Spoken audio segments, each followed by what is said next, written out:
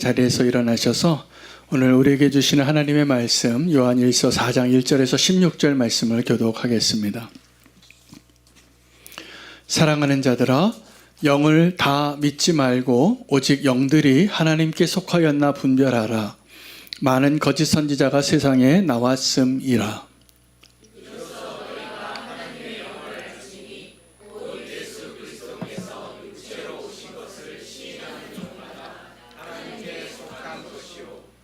예수를 시인하지 아니하는 영마다 하나님께 속한 것이 아니니 이것이 곧 적그리스도의 영이니라.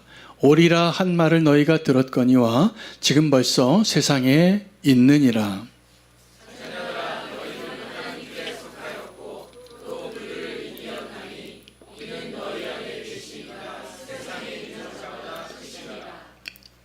그들은 세상에 속한 거로 세상에 속한 말을 하매 세상이 그들의 말을 듣느니라. 함께 읽겠습니다. 우리는 하나님께 속하였으니 하나님을 아는 자는 우리의 말을 듣고 하나님께 속하지 아니한 자는 우리의 말을 듣지 아니하냐니 진리의 영과 미혹의 영을 이로써 아느니라. 아멘. 하나님의 말씀입니다.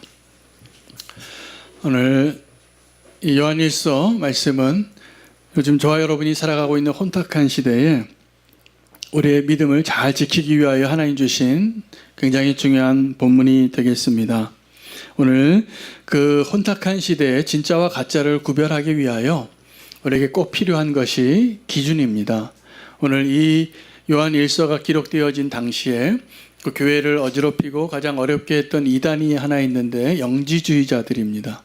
예수 그리스도의 신성과 또 인성을 온전하게 인정하지 않는 자들의 가르침 때문에 교회가 몸살을 앓고 있었습니다. 어려움이 많았습니다. 그래서 이 서신서를 쓰게 되고 그 교회가 흔들리지 않도록 온전한 믿음에 설 수 있도록 예수 그리스도가 누구이신지 그리고 성도된 우리가 누구인지를 다시 알려주기 위하여 쓴 본문이 되겠습니다. 얼마 전에 제가 아는 한 목사님이 사진을 하나 보내왔어요. 그 사진이 어떤 사진이냐면 그 교회가 하나님의 교회라는 이단에 속한 교회인데 그 교회의 정문에 표지가 하나 붙어 있더랍니다. 신천지 출입 금지 이렇게. 그래서 이거 보시라고 한번 다 웃기도 하고 좀 요즘 우리가 살아가고 있는 이 시대가 이렇게 혼탁하구나. 이단들도 서로 조심하자고 그렇게 써놓는 시대가 되어버린 것이죠. 여러분, 우리가 이 미혹되지 않으려면 뭐가 필요하냐 하면 중요한 기준이 필요합니다. 안 그러면 작정하고 속이려고 하는 사람들 당해낼 재간이 없습니다. 오늘 본문에서 우리가 붙잡아야 할 두 가지 적그리스도의 영, 하나님의 말씀이 아닌 하나님께로부터 오지 않은 영들을 분별하는 기준 두 가지가 소개되어지는데 하나는 그들이 예수 그리스도를 하나님의 아들로 인정하느냐예요. 예수 그리스도가 누구인지를 올바로 인정하는지를 보시면 됩니다. 예수님 이름 부르지만 그 예수님이 정말 하나님의 아들로 인정하지 않고 우리가 믿는 구주가 아니라 우리 마음대로 이용할 수 있는 구주로 잘못 해석하고 있다면 그것은 하나님으로부터 온 생각이 아니라는 것을 분별할 수 있겠죠. 또 하나는 그들이 요한의 말임, 나의 말을 듣지 않을 거라 이렇게 얘기합니다. 요한은 그 교회를 향하여 목회자로서 또 사도로서 예수 그리스도와 함께 있었던 자로서 예수님에 대한 말을 하는데 그들이 말을 듣지 않는 거예요. 귀가 닫혀 있고 이단들의 말을 더 잘 듣고 그것을 먼저 믿는 자가 된 거예요. 그래서 안타까운 마음으로 그 두 가지 기준이 그 사람이 하나님께 속한 자인지 아니면 이 세상에 속한 자인지를 구별할 수 있다라고 말하고 있습니다.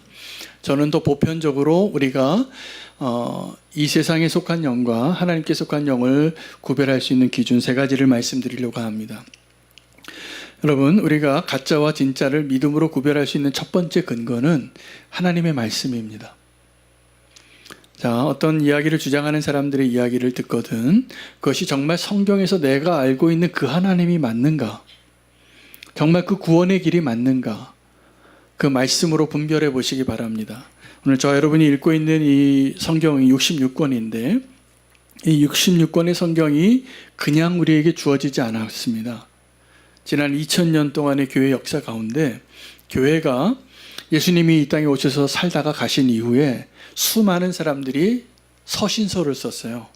수많은 사람들이 복음서를 썼고, 그래서 이 교회 역사 가운데 무엇이 진짜 하나님의 말씀인가를 혼돈하는데 어떤 기준을 가지고 이 정경, 지금 우리가 들고 다니는 이 66권의 성경을 하나님의 말씀으로 인정하게 됐냐 하면 그 말씀의 내용들이 다른 사람이 썼고 다른 시대의 기록이 되어졌는데 서로 일치하는 거예요. 여기서 말한 예수님과 여기서 말한 예수님이 다르면 둘 중에 하나는 잘못된 거예요. 근데 지금 우리가 읽고 있는 이 66권의 성경은 성경이 성경을 증거합니다. 이게 우리가 정경이라고 말하는 오늘 우리가 들고 다니는 이 성경을 하나님 우리에게 허락하신 기준이었어요. 교회의 역사 속에서. 그럼 우리가 정경이 있으면 어떤 성경이 있냐 하면 외경이 있고 위경이 있습니다. 근데 외경은 그 내용상 문제가 없는 것 같은데 교회 역사에서 아주 가까운 예수님 사셨던 초대교회에 가까운 역사의 외경으로 인정한 책들이 있어요. 근데 그 책은 그 본문은 그 내용은 다른 성경에 나오지 않아요. 서로 내용을 검증해주는 증거가 없는 거예요. 그래서 그런 성경 틀린 말은 아닌 것 같은데 그래서 교회에서 인정을 한 거예요. 이것이 틀리진 않은데 다른 성경에서 검증해주지 않는다. 그런 성경을 외경이라고 합니다. 오늘날 천주교에서는 이 66권의 정경 외에 외경까지 이렇게 두꺼워요. 그것까지 함께 읽습니다. 그러면 위경은 뭐냐 하면 얼마 전에 여러분 무슨 영화 하나 나온 적이 있죠? 무슨 비밀을 얘기한다 이렇게 얘기하면서 그 예수님에 대한 잘못된 생애에 막 예수님이 막 이상하게 그려진 그런 내용을 발견한 책들이 있는데 그거는 위경이에요. 그는 내용도 잘못된 거예요. 그래서 성경이 성경을 증명하게 되어 있습니다. 그래서 꼭 기억하시기 바랍니다. 우리의 기준은 성경인데 그러면 이단들은 성경을 사용할까요? 안 할까요? 엄청 사용합니다. 이단들이 가리키는 그 성경 공부에 들어가시면 안 돼요. 왜 안 되냐 하면 제가 보니까 이단들이 가장 집중하는 성경 본문이 창세기하고 요한계시록이에요. 그 두 군데에서 잘못된 원칙을 세우면 집을 잘못 짓습니다. 그래서 그것을 답을 주는 것 같이 얘기해요. 그런데 여러분 창세기나 요한계시록이나 그 안에 있는 모든 성경 가운데 우리가 모를 수밖에 없는 내용들이 있어요. 이해가 안 되고. 근데 그거 그대로 놔둬야 돼요. 근데 이단들이 흔히 하는 방법이 뭐냐면 그 답을 가르쳐줘요. 이게 비밀인데 자기만 알고 있다는 거예요. 성경은 그렇게 푸는 게 아닙니다. 근데 어떤 답을 시원하게 얘기해 주니까 이 연도가 이런 계산이라고 이런 거라고 막 얘기해 주니까 왜 우리 교회에서는 목사님 그런 설교 안 하는가? 그 주님이 그걸 가르쳐 주지 않은 거 얘기 막 하면 안 돼요. 근데 그걸 가르쳐 주는 데가 이단이에요. 그래서 잘못된 방법으로 성경을 푸는데 이 창세기와 요한계시록이 굉장히 중요해요. 검축물로 치면 두 개의 기둥 같아요. 가운데 있는 내용을 다 잘못 해석하게 돼 있어요. 하나님의 뜻을 분별하는 것이 얼마나 중요하냐 하면 로마서 12장에 보면 여러분 로마서는요 바울이 아주 치밀하게 계산해서 복음을 증명한 서신서입니다. 그래서 종교개혁자들이 이 성경에서 가장 중요한 성경 한 권 뽑으라고 하면 로마서로 뽑는 거예요. 우리 구원에 대한 하나님의 그 구원의 과정과 원리와 이 모든 것을 설명하고 12장부터는 실천적으로 그럼 우리가 구원받은 성도로서 어떻게 살아야 하는가를 설명하기 시작하는 본문이 12장인데 12장이 이렇게 시작이 되어져요. 너희가 너희의 몸을 하나님께 산 제사로 드리라. 이것이 너희가 드려야 할 거룩한 영적인 예배라고. 그 영적인 예배는 뭐냐? 우리의 몸을 드리는 거예요. 우리의 삶을 어떻게 살느냐가 가장 주님이 기뻐하시는 예배라는 거죠. 근데 그 12장 1절에 3절에 보면 이렇게 얘기해요. 너희는 이 세대를 본받지 말고 마음을 새롭게 함으로 변화를 받아 하나님의 선하시고 기뻐하시고 온전한 뜻이 무엇인지 분별하도록 하라. 우리는 이 지금 변화되어지고 내 마음을 새롭게 하는 그 일들이 이루어지려면 뭐가 필요하다고 생각하냐면 분별하는 기준이 필요하다고 생각하는데 거꾸로입니다. 우리가 이 구원받은 자로서 이 땅에서 살아갈 때 우리에게 정말 이 땅에서 우리의 삶의 목표가 뭐냐 하면 분별하는 거예요. 분별하는 거예요. 그 뭘 분별해야 될까요? 하나님의 뜻을. 하나님이 기뻐하시고 선하시고 기뻐하시고 온전하신 뜻이 무엇인가 분별하라. 분별해야 됩니다. 근데 그 분별하기 위해서 뭐가 필요하냐면 거룩한 살아있는 영적인 예배가 필요하고 마음을 새롭게 하고 이 세상을 본받지 않는 우리의 삶의 모습이 필요해요. 그래야 보여요. 그래야 분별이 되는 거예요. 우리가 그 삶을 살지 않으면 미혹되기에 딱 좋습니다. 오늘 이 본문에 보면 요한 1서는 그래도 후반부에 쓰여진 서신입니다. 예수님 승천하시고 좀 한 30년은 더 훨씬 지난 그 시점에 이미 오늘 내용에 보니까 적그리스도가 이미 있고요. 많대요. 그러니 2000년이 지난 지금은 그 적그리스도가 많이 있을까요? 없을까요? 네. 그냥 많은 게 아니라 엄청 많습니다. 우리가 잘 분별해야 돼요. 그래서 오늘 이 말씀은 더 중요합니다. 우리에게. 바울이 예루살렘에 가면 자기가 결박을 당하고 죽임당할 것을 알매도 불구하고 성령님이 계속 가르쳐 주시는데도 불구하고 그 길을 걸어가면서 자기를 걱정하지 않아요. 자기는 죽을 것 같아도 주님이 함께 하심을 믿어요. 근데 누구를 걱정하냐 하면 에베소 교회를 걱정하는 거예요. 그래서 에베소 교회 장로를 불러서 그렇게 고백해요. 부탁을 해요. 자, 이리가 올 거라고. 이리가 올 거라고. 교회를 잘 지켜내라고. 예수님은 제자들에게 뭐라고 말했을까요? 똑같은 얘기 하십니다. 그래서 오늘도 이 적그리스도는 오리라 한 그 적그리스도가 오는 겁니다. 우리가 막 기도하면 적그리스도가 안 나타나고 거짓 선지자가 없고 우리가 온전히 믿음을 길을 걷는 그런 순탄한 길이 생길 것 같지 않고요. 성경은 뭐라고 우리의 마지막 때의 삶의 모습을 신앙의 여건을 말하냐면 이 적그리스도와 우리를 미혹하는 자들이 너무 많을 거라는 거예요. 이걸 허락하신 거죠, 하나님이. 그럼 왜 그러셨을까? 영적으로는 당연하지만 그 하나님의 나라가 완성되어지는 가운데 그 대적들이 발악을 하는 거죠. 할 수만 있다면 택한 백성들도 무너뜨리게 하려고 낙심하게 하고 믿음의 길을 멈추게 하려고 하는 것이죠. 속지 마시기 바랍니다. 오늘 이 이야기가 오늘 너무나 중요합니다. 그 적그리스도가 많이 나타나서 교회를 흔들 텐데 흔들리지 않는 교회가 될 수 있는 비결은 우리의 믿음의 고백에 있습니다. 베드로가 그 고백을 했습니다. 오늘 우리가 신앙 고백을 했죠.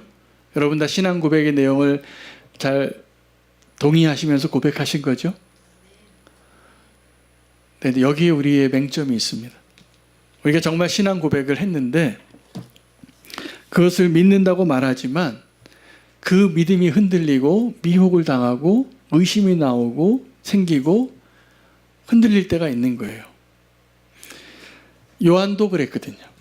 세례 요한이 오죽하면 예수님과 함께 동역을 했고 예수님이 그 세례 요한에게 세례를 받았는데 그 세례 요한이 순교하기 전에 흔들렸어요, 믿음이. 그 자기 제자들을 예수님에게 보낸 거예요. 우리가 기다려야 하는 사람이 당신이 맞습니까?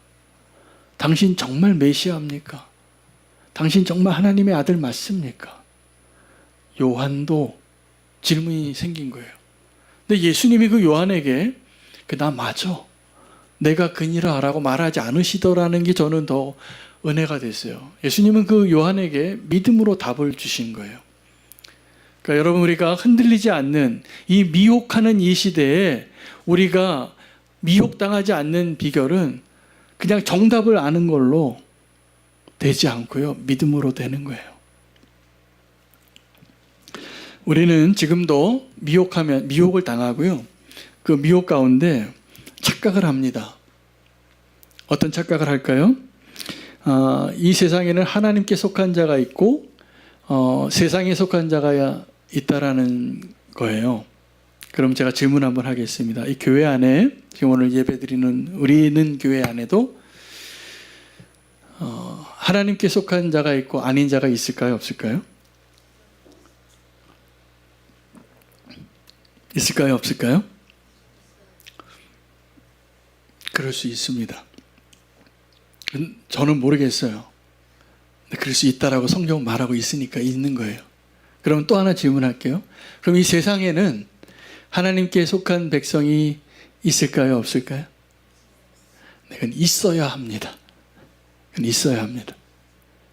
오늘 우리가 미혹되지 않고 끝까지 흔들리지 않고 우리의 믿음을 잘 지킬 수 있도록 착각하지 않으시기를 바라는데, 자, 그렇죠. 두 가지 착각이 있어요. 하나는 우리 세상이 우리를 사랑하는 줄 알아요.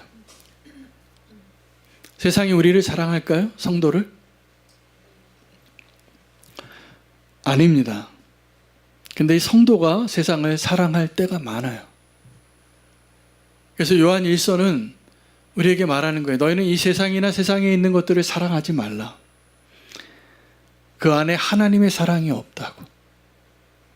여러분, 우리가 한눈 팔 때 세상이 좋으니까 나도 세상에서 enjoy your life 하기를 원하죠. 워라벨도 원하고. 그게 행복인 줄 알죠. 그렇지 않습니다. 성경에서 말한 대로라면. 속지 마시기 바랍니다. 우리가 세상을 사랑한 적은 많지만 세상이 우리를 사랑하지 않아요. 세상은요, 우리를 하나님의 그 은혜의 구원의 자리에서 우리를 빼앗길 원하는 자들이에요. 세상 우리 절대로 사랑하지 않습니다. 성도는 세상에서 어떻게 살아가는 것이 정상이냐면 세상이 우리를 미워하는 게 정상이에요. 세상이 우리를 미워해요. 왜요? 세상은 하나님을 미워하기 때문에. 착각하지 마시기 바랍니다. 두 번째 착각은 세상과 하나님을, 돈과 하나님을 겸하여 사랑해도 되는구나라는 착각이에요.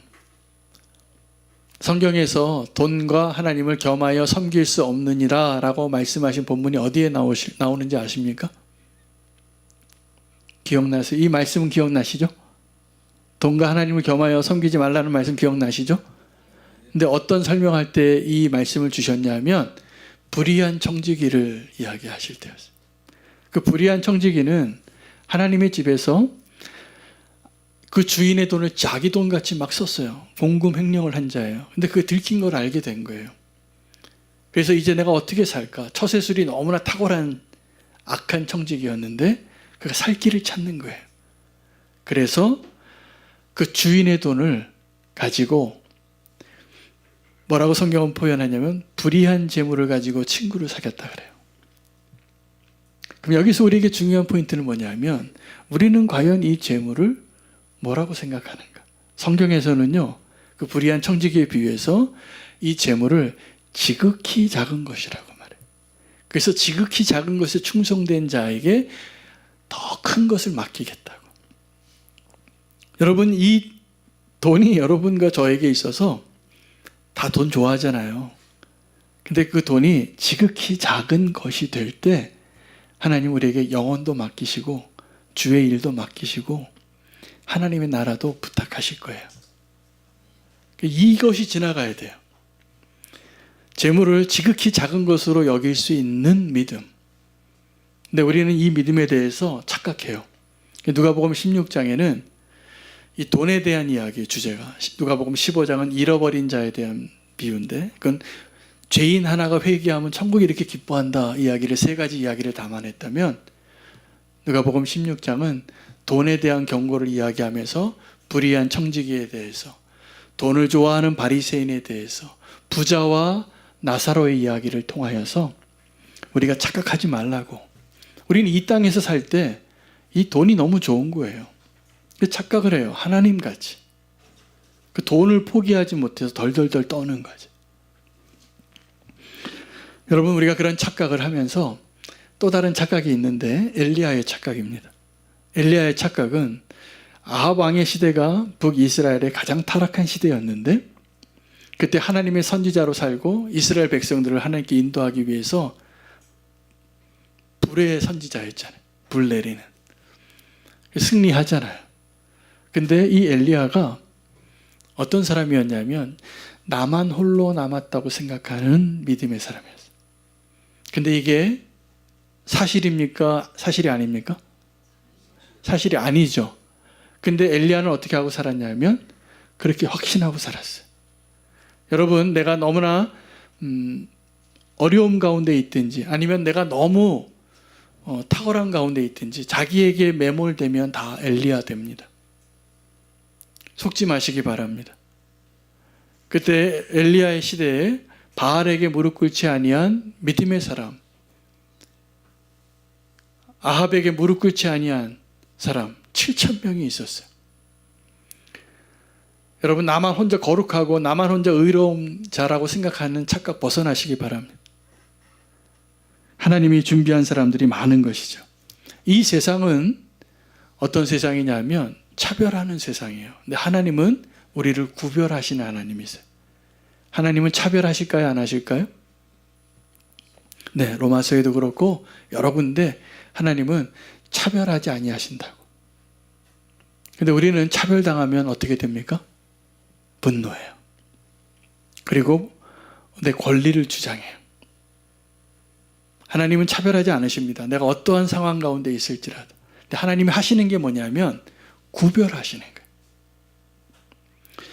이 애굽에서 나오는 이스라엘 백성이 10가지 재앙 가운데 4번째 재앙부터는 파리 재앙인데 이 파리 재앙부터는 하나님이 다른 목적으로 이렇게 말하세요. 내가 앞으로 이 이스라엘 백성과 애굽 사람을 구별하겠다고. 그래서 파리 재앙부터는 파리가 이스라엘이 머물던 고센 땅에는 파리가 안 모여요. 근데 애굽 사람의 모든 지역에 모든 영역에 파리가 다 임하게 됩니다. 그때 하나님이 이 모세를 통해서 이렇게 말씀하세요. 내가 이제 앞으로 내 백성과 너의 백성을 구별하겠다. 여러분, 이렇게 미혹하는 세대에 하나님이 하시는 일은 하나님의 백성과 이 바로의 백성을 구별하는 일을 하고 계시고 원수는 지금도 우리 가운데 누가 가라지인지 누가 정말 곡식인지 모르게 섞어 놓는 거예요. 우리는 오늘 본문에서 내가 어떠한 자인가 그리고 예수님이 어떠한 자인가를 반드시 발견해야 됩니다. 그래야 우리가 이 미혹의 세대에 미혹당하지 않고 그것을 넉넉히 이기고 속지 않을 수 있는 거예요. 여러분, 내가 오늘 이 본문에는 우리를 뭐라고 표현하냐면 이기려고 하는 자가 아니라 이긴 자라고 말합니다. 이긴 자. 자, 믿으시기, 오늘 그냥 선포하시기 바랍니다. 이거 너무나 큰 차이예요. 내가 이기려고 하는 자는 내가 지금 죄와 싸워서 이겨야지라고 발버둥 치는 사람이고, 이긴 자는 내가 이미 죄와 상관없이 예수님께서 나를 위하여 십자가에 지심으로 이긴 자이니까 그럴 때만 우리가 죄를 이길 수 있어요. 피 흘리기까지 죄와 싸울 수 있어요. 근데 그 피 흘리기까지 죄와 싸우는 것은 우리가 첫째, 보통 우리가 여러분 죄 미워하시죠? 미워하세요? 별로 안 미워하세요? 우리가 다 죄를 사랑하니까 죄를 짓지만 죄를 미워해야 합니다. 근데 죄를 미워하게 되는 이유는 우리가 승리하게 되면 미워하게 되는 거예요. 그 전에는요, 죄를 사랑해요. 그래서 우리가 죄를 짓는 거죠. 로마서 8장에는 우리의 구원의 과정을 완벽하게 설명해 줍니다. 그래서 장로교는 이것을 예정론이라고 부르는 거예요. 하나님께서 미리 아시고 또 미리 정하시고 또 그를 부르시고 그를 거룩하게 하시고 그를 영화롭게 하신다는 거예요. 이게 하나님께서 우리 가운데 구원의 과정 가운데 있는데 그 실패하지 않으세요, 하나님은. 근데 그 과정 가운데 원수는 어떻게 할까요? 원수가 우리를 대적하고 고발하고 정죄할 겁니다. 그러나 그 누구도 대적하고 고발하고 정죄해도 그 누구도 그리스도 예수 안에 있는 하나님의 사랑에서 우리를 끊을 수 없습니다. 이게 로마서 8장의 요약이에요. 하나님 우리를 미리 하시고 정하시고 부르시고 구원하시고 거룩하게 하시고 영화롭게 하셨어요. 그 일을 이루고 계시는 중에 있어요. 그걸 꼭 믿으시기 바랍니다. 그래서 우리는 어떻게 되냐면 넉넉히 이기는 자가 되는 거예요. 이 세상의 그 어떠한 피조물도 천사도 권세도 사망이나 그 어떠한 것들도 우리를 그 하나님의 사랑에서 우리를 끊을 수 없느니라. 할렐루야. 그것이 우리가 넉넉히 이기는 비결이에요. 자, 그것이 믿어지면 우리는 이긴 자로서 살게 되는 거예요. 넉넉히 이긴 자. 그 넉넉히 이긴 자가 뭘 의미합니까? 하나님의 사랑을 끊을 수 없는 거예요. 그것이 우리가 발견해야 할 우리의 모습입니다. 오늘 본문에서 발견할 수 있는 하나님은 어떤 분이냐면 크신 분이라는 거예요. 제가 지난주에 워킹 위드 지저스로 남해에 가서 44명의 목사님, 사모님들과 함께 3일 내내 걸었습니다. 걸으면서 그 남해에 은모래 해변이라는 곳이 있어요. 아주 아름다운 해변입니다. 그 해변에는 이 백사장의 모래가 다른 백사장에 있는 모래보다 훨씬 고와요. 제가 보기에는 거의 뭐 먼지 같아요. 아주 소프트한 아주 작은 알갱이들이 더 많은데 그 햇살에 그 파도가 치는데 정말 황홀하더라고요. 너무 아름다우니까. 그래서 제가 그때 목사님 한 분과 같이 그 길을 걸으면서 너무 정말 하나님 우리에게 은혜를 주셔서 내가 막 믿음의 고백을 막 했어요. 했더니 그 목사님이 저에게 얘기를 하나 해주시는데, 목사님 그거 아세요? 과학적으로 지금 우리가 밟고 있는 이 지구상에 있는 그 모래보다 저 하늘의 별들이 더 많습니다. 그러는 거예요. 여러분 알고 계셨습니까? 저는 어렴풋이 알다가 그때 정말 알게 됐어요. 왜냐하면 지금도 이 우주가 팽창하고 있어요. 우리가 지금 우리 눈에 보이는 이 모래는 셀 수 없을 정도로 많지만 저 별들은 지금도 확장하고 있어요. 계속 하나님의 나라가 상상할 수 없을 정도로 계속 확장되어지고 나가 있는 거예요. 이게 뭘 의미하냐면 하나님이 이렇게 광대하신 분이라는 거예요. 여러분이 무엇을 상상하시든지 하나님은 그거보다 크십니다. 할렐루야. 하나님의 은혜가 그렇게 큰 거예요. 근데 원수는 그 크신 하나님의 은혜를 자꾸 좁게 만들어요. 그래서 내 기준에 안 맞으면 이게 틀렸다고 얘기해요. 그리고 싸워요. 그렇지 않습니다. 여러분, 고린도전서 15장은 어떠한 장이냐면 별명이 부활장이에요. 제가 장례식 할 때마다 사용하는 본문인데 부활에 대해서 너무나 잘 설명을 해줍니다. 그래서 우리가 부활에 대해서 희미하게 알고 있던 모든 내용이 고린도전서 15장에 있어요. 내용은 요약하면 이렇습니다. 육체가 달라요. 사람의 육체가 있고 짐승의 육체가 있고 새의 육체가 있고 물고기의 육체가 있어요. 어떤 육체는 썩을 육체가 있고 어떤 육체는 썩지 않는 육체가 있는 거예요. 그 영광도 달라요. 별의 영광이 다르고 사람의 영광이 다르고 강아지의 영광이 다른 거예요. 그리고 그 부활에는 순서가 있어요. 제일 먼저 부활하신 예수 그리스도, 그리고 예수님이 승천하실 때, 우리가 오실 때, 재림하실 때 그 죽은 자들이 먼저 부활하게 되어 있습니다. 그리고 우리는 그들보다 앞설 수 없어요. 이게 부활의 우리가 놀라운 비밀을 알게 된 거죠. 여러분 부활할 거 믿으세요? 아멘 안 하시는 분은 아멘 하셔도 돼요. 우리가 부활하게 되는데, 그럼 부활을 이렇게 잘 설명해 줬는데 바울이 정말 얘기하고 싶은 게 뭐냐면 그래서예요. 여러분 부활에 대해서 믿으시죠? 제가 오늘 다시 요약해 드렸어요. 고린도전서 15장을. 근데 부활에 대해서 믿으시면 우리가 어떤 사람이 돼야지 합당하냐면 날마다 죽노라가 돼야 돼요. 날마다 죽노라. 그게 안 되면 우리가 부활을 안 믿는 거예요. 바울은 이 부활에 대해서 다 설명하고 나서 그래서 그러므로 그 이유 때문에 나는 날마다 죽노라 라고 말하는 거예요. 우리가 그 부활의 소망과 확신이 없으면 죽으면 안 되죠. 피라미드 쌓아야죠. 영원히 살려고. 근데 우리는 오늘 죽어도 괜찮아요. 할렐루야. 부활의 소망으로 오늘 날마다 죽노라가 되시기를 축복합니다. 하나님은 크신데 우리는 지금도 그 크신 하나님을 믿지 못하면 내가 이 땅에서 큰 자가 된 것처럼 천국에서도 큰 자가 되고 싶어요. 누가 그랬냐 하면 예수님의 제자들이 그랬어요. 다투었는데 그래도 그 다툼의 이유가 거룩해요. 천국에서 누가 크냐요. 이 땅에서 누가 크냐고 우리는 싸우잖아요. 누가 더 부자고 누가 많이 배웠고 누가 더 예쁘고 누가 더 행복하고 이거 가지고 자랑해요. 이거 가지고 우리가 좌절해요. 그럴 필요 하나도 없습니다. 천국은 그런 곳이 아니에요. 천국은 하나님의 나라는, 교회는 그런 곳이 아니에요. 그러면 안 되는 곳이에요. 할렐루야. 천국은 어떤 곳이냐 하면 어린아이가 가장 큰 자가 되는 거예요. 가장 작은 자가 가장 큰 자가 되는 거예요.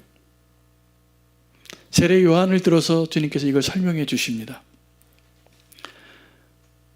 세례 요한이 훌륭한 사람이라는 걸 칭찬해요. 그 앞에서는 얘기 안 하고 그가 돌아가니까, 그가 보낸 제자가 돌아가니까 너희는 이 요한을 누구라고 하냐고 하면서 요한에 대해서 칭찬하세요. 우린 거꾸로 하죠. 그 사람 없을 때 흉보잖아요. 근데 그 사람 없을 때 칭찬하시기 바랍니다. 칭찬하려면 그 사람 없을 때 하세요. 그 사람 앞에서 칭찬하면 그 사람 교만해지니까. 그 사람 없을 때 칭찬하세요. 그게 사랑이 넘치는 교회가 되는 비결입니다. 자, 그런데 예수님께서 그렇게 하셨어요. 요한을 칭찬하는데 요한은 너무나 겸손하게 예수님과 동역했기 때문에 성공했어요. 마지막 순교를 너무나 어이없이 배임을 당하지만 헤롯에 의해서 여자가 낳은 사람 중에서 이보다 큰 자가 없다는 거예요. 이런 영광이 어디 있습니까? 그렇죠? 근데 천국에서는 가장 작은 자도 이 요한보다 크다는 거예요. 그러므로 여러분, 우리가 이 땅에서 내가 누구인지, 예수 그리스도가 어떤 분인지, 하나님의 은혜가 어떠한지를 알면, 미혹되지 않으려면 겸손해지시면 돼요. 근데 겸손해지지 않으면 우리가 그 사람 제일 속이기 쉽습니다. 원수도 알 거예요.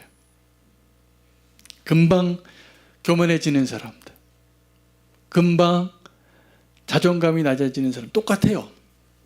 여러분, 우리는 굉장히 특별한 존재인 거 아시죠? 믿으십니까? 하나님 우리를 사랑하시니까. 하나님 사랑하시니까 내가 이미 승리한 자인 걸 아시고 하나님이 얼마나 큰 분이신가를 아시게 되시기를 바랍니다.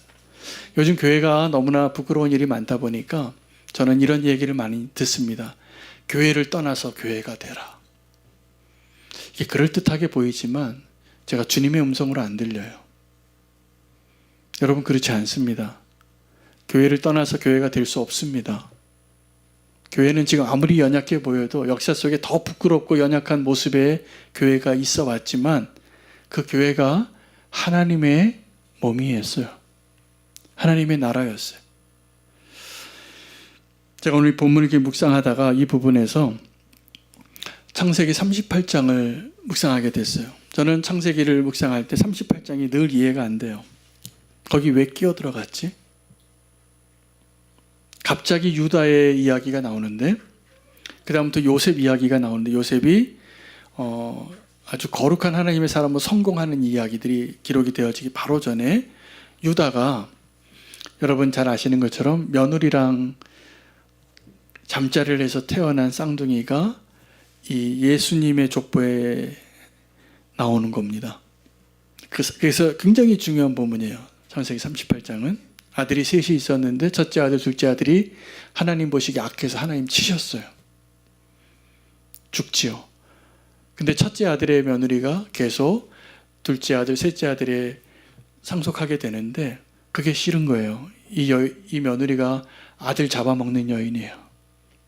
그래서 셋째 아들을 주지 않아요. 그래서 이 여인이 자기의 정체를 숨기고 창녀처럼 이 시아버지에게 접근을 합니다. 그리고 정말 꺼내놓기 싫은 부끄러운 일이 기록이 되어요. 성경은 이런 얘기 너무 많아요. 우리는 말 안 하고 싶은 얘기, 실패해서 부끄러워서 좀 덮어두고 싶은 얘기. 이게 하나님의 사람들의 이야기. 유다는 어떤 사람이었냐면 그 형제들 가운데서 늘 형제를 돕고 자기가 대신하려고 하고 하나님 기뻐하시는 아들이었어요. 그래서 그 칭송을 받습니다. 마지막에 그 야곱이 축복할 때도 그 통치하는 규를 약속해요. 너무나 훌륭한 사람이잖아요. 근데 성경은 그 사람이 가장 감추고 싶은 숨은 실패 이야기를 쓰시는 거예요. 이게 하나님 나라의 이야기. 왜요? 순서를 바꾸시려고. 여러분 마태복음 1장에 예수님의 족보 가운데 다 남자 이름만 나오는데 여자 이름 4명 나와요. 근데 그 4명의 이름이 다 감추고 싶은 이야기의 주인공들입니다. 첫 번째 주인공이 오늘 이 다말이에요. 여러분 그 유다가 왜 그 부끄러운 자리에 나갔을까요? 38장 첫 부분을 첫 절을 읽으면 뭐라고 나오냐면 이 유다가 형제를 떠나요. 형제를 떠나서 저 아둘람이라는 마을에 가서 히람이라는 친구를 사귀어요. 그리고 시작된 일이에요. 그는 형제들과 함께 있을 때 형제를 돕고 형제를 대신하고 형제를 위해서 자기를 희생하는 너무나 훌륭한 사람이었어요. 근데 형제를 떠나니까 며느리하고 동침하는 부끄러운 자리에 금방 나가버리는 거예요. 여러분 다른 사람들 이야기해 볼까요? 두 번째 여인의 이름은 살몬과 기생 라합이에요. 살몬은 여리고성 정탐하러 간 사람이에요. 근데 누구를 만나서 피하고 그 언약의 계보가 나오냐면 창녀예요. 기생 라합이에요. 세 번째는 이방년이었던 룻과 보아스예요. 그때 이 사사기 시대에 이스라엘 사람은 예수님의 족보에 끼어지 못한 거예요. 누가 끼어들었냐 하면 이방 여인이에요. 그 어머니 나오미를 따라서 어머니의 하나님이 나의 하나님이 되고 어머니의 백성이 나의 백성입니다. 그리고 따라왔던 그 이방 여인. 그 여인의 이야기도 정상이 아니에요. 하나도. 보아스가 아버지 같은 사람이에요, 사실은. 나이로 치면. 네 번째 여자가 누굽니까? 우리가 그렇게 존경하는 다윗의 이야기. 우리아의 아내. 우리아가 이방인이에요. 햇사람이에요. 근데 햇사람보다도 충성스럽지 않은 다윗을 보여줘요. 그 실패의 이야기를 통해서 하나님이 오시는 거예요. 여러분 우리가 뭘 자랑하고 삽니까? 할 수 있다면 실패를 자랑하세요. 그게 안전해요. 내가 뭘 자랑하는가? 미혹당하기 딱 좋아요. 주님이 얼마나 겸손하게 우리에게 오셔서 우리를 구원하시기 위해서 보여주신 그 길만 봐도 우리가 이 땅에서 어떻게 살아야 하는지가 분명해집니다. 여러분 주님을 떠나지 마시길 바라요. 주님 안에 거하시기를 바라요. 시험과 유혹의 시대를 살지만 그 하나님이 예견하신 거예요. 왜요? 우리가 그거 다 이길 수 있으니까. 말씀으로 이기고 사랑으로 이기고 믿음으로 이겨야 돼요.